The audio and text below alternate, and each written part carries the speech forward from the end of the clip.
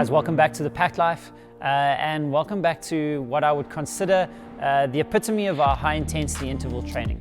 So guys, today you're going to be working through a whole lot of little mini AMRAPs where the goal is really to send the pace as much as you possibly can.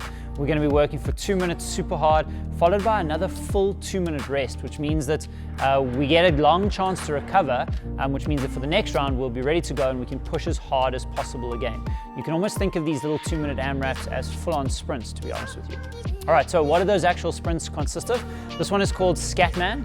And we're going to be working through a couple of different movements. We have Rafi to help demonstrate us with today, so we're going to head over to her. And the very first movement for today, guys, is going to be your burpees over your dumbbell or your kettlebell.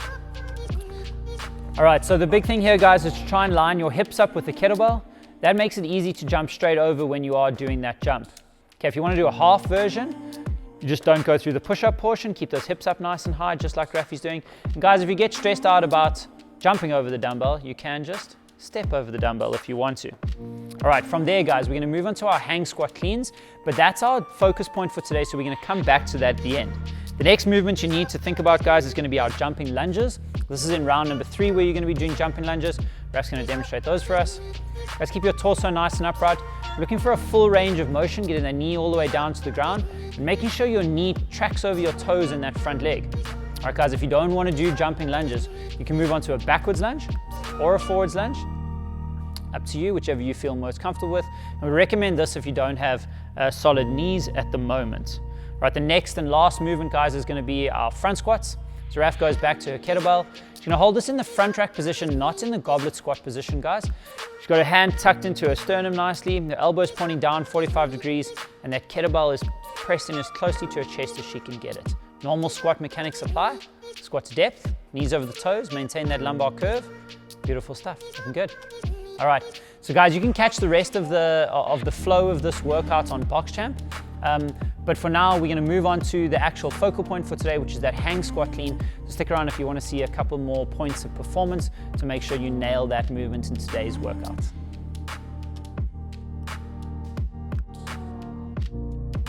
All right, guys, so in today's points of performance, guys, we're going to be focusing on the dumbbell hang squat clean, or just the dumbbell or kettlebell hang clean. Okay, so we've got Rafi here to help us today to work through some of those points of performance. And we're going to start with your setup, guys. So your feet again today are going to be shoulder width apart. This would be different if we were doing a double-handed, double kettlebell or double dumbbell movement. But for today, we need to get the dumbbell fitting between your legs so they're a little bit wider. All right, from there, guys, we're going to make sure that we keep those heels down. Rafi's going to just dip, in other words, just lean forward. She's maintaining that lumbar curve as she sets up. Just hold on for a second there for me.